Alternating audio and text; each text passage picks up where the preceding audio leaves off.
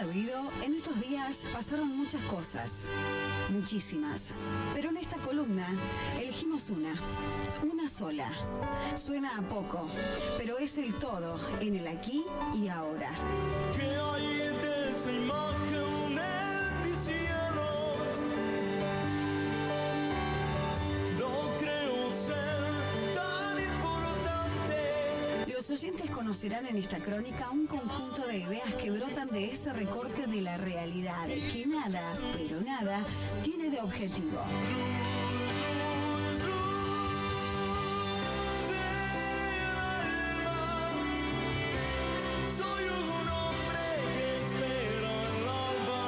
Es una mirada que responde a los intereses de su autor, que, encima, se proyectan desde el deseo tan válido como pretencioso de que aporten a la reflexión colectiva.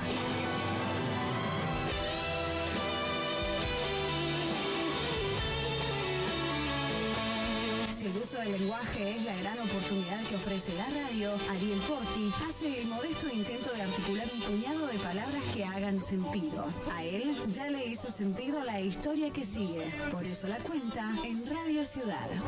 Toda el agua hacia el mar. Luz, luz,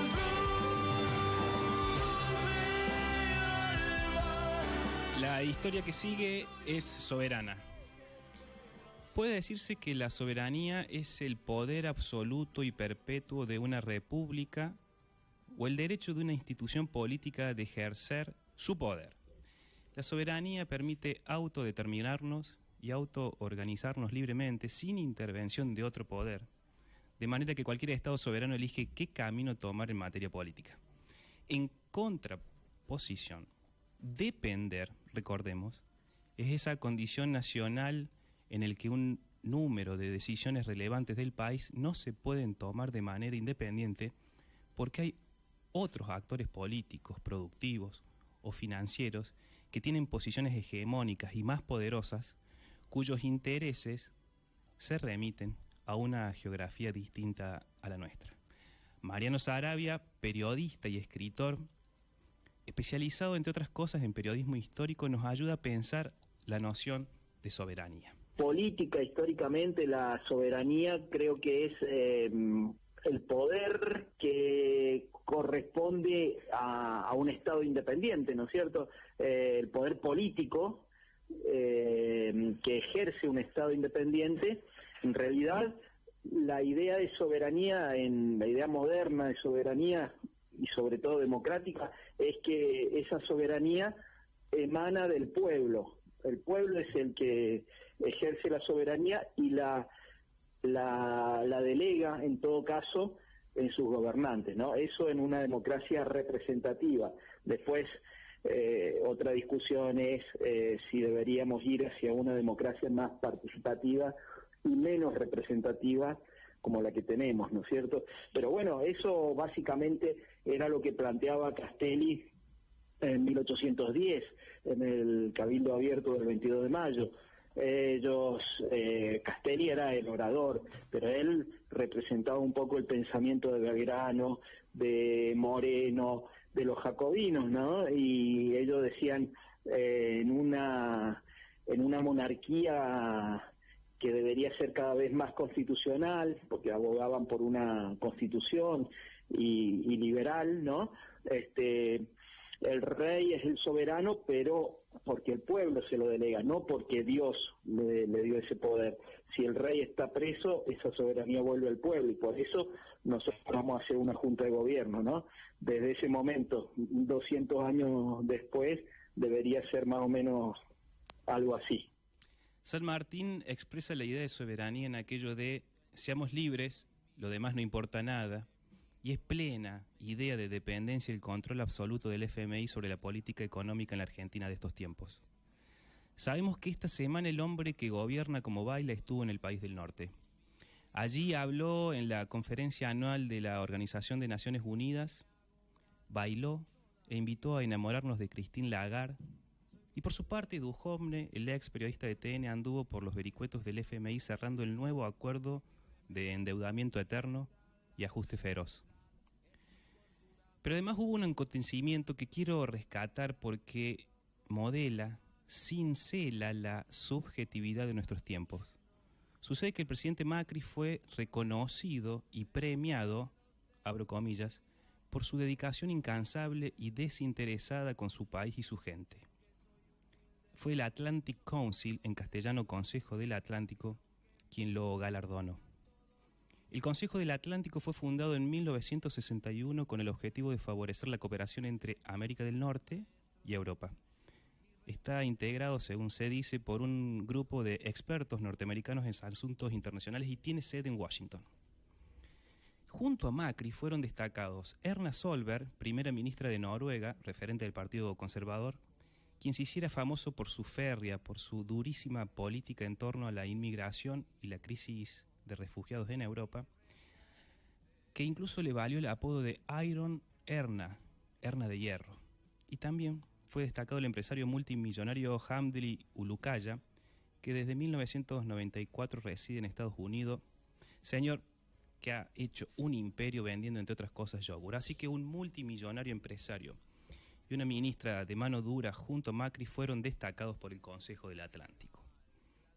Dice Frederick Keckberg, el presidente del Atlantic Council, que a través de estos premios hemos intentado no solo saludar a individuos únicos como estos tres líderes, sino que al hacerlo también inspiramos a otros a ser mejores ciudadanos del mundo. Un poco más de Mariano Sarabia. Me parece que siempre también es bueno ver la contracara de San Martín, de Belgrano y de todos esos grandes hombres y mujeres, es Rivadavia en ese momento, que es justamente el que entrega la soberanía, el que traiciona al pueblo, el que no le importa llegar a niveles absurdos de entrega, de traición, de cipallismo, ¿no? Y bueno, ahí empezamos a hablar no solo de soberanía política, sino también de la soberanía económica, con el empréstito Baring Brothers, con los primeros bancos que son hechos con capitales ingleses, etcétera, etcétera. Es mentira eso de que hay que entender a los personajes en su contexto histórico.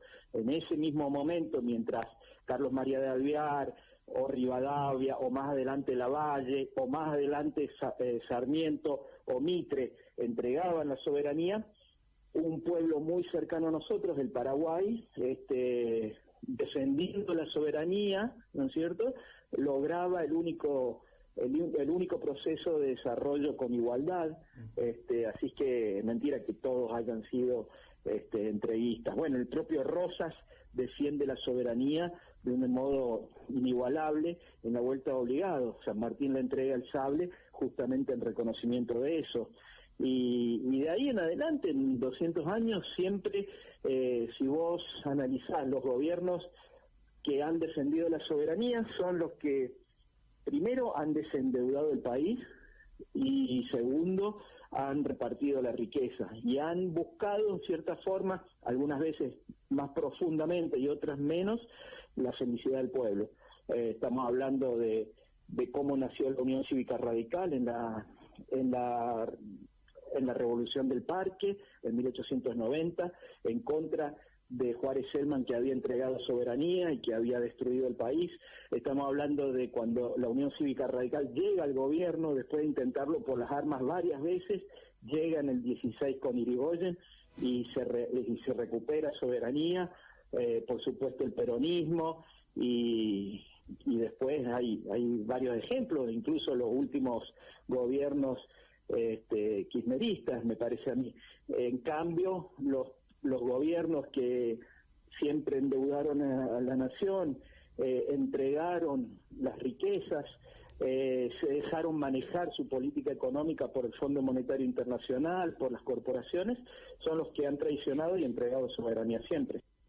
Supo decir Eduardo Galeano: cuando algún periodista me pregunte si soy optimista, yo contesto con mucha sinceridad: a veces, depende de la hora.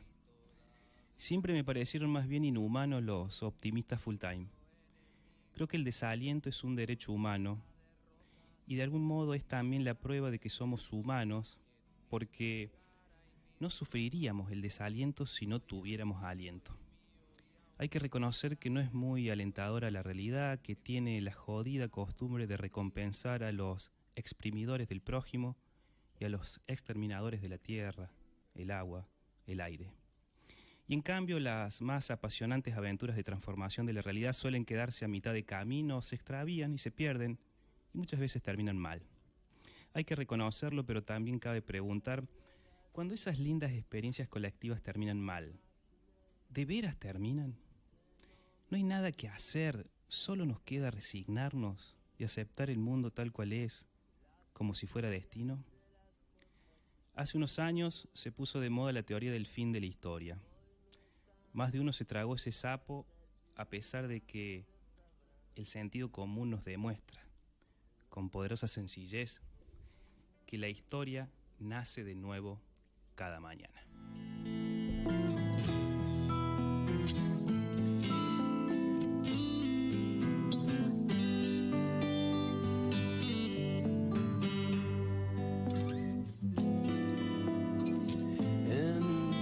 País, qué tristeza, la pobreza y el rencor. Dice mi padre que ya llegará desde el fondo del tiempo otro tiempo, y me dice que el sol brillará sobre un pueblo que él sueña labrando su verde solar. En mi país, qué tristeza, la pobreza y el rencor. Tú no pediste la guerra, madre tierra, yo lo sé. Dice mi padre que un solo traidor puede con 1000 valientes. Él siente que el pueblo en su inmenso dolor hoy se niega a beber de la fuente clara del honor. Tú no pediste la guerra, madre tierra, yo lo sé.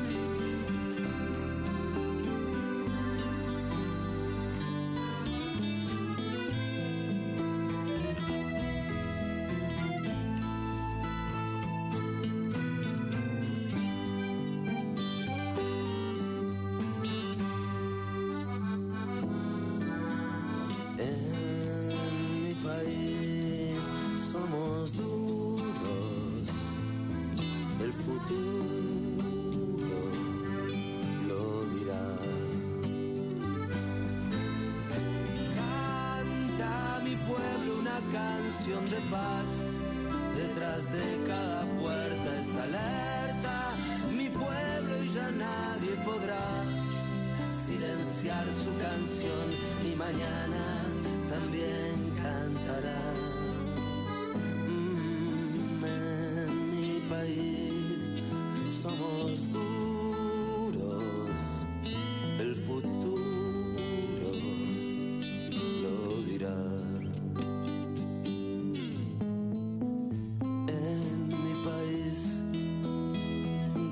Tibieza cuando empieza a amanecer. Dice mi pueblo que puede leer en su mano de pueblo el destino, y que no hay adivino ni rey que le pueda marcar el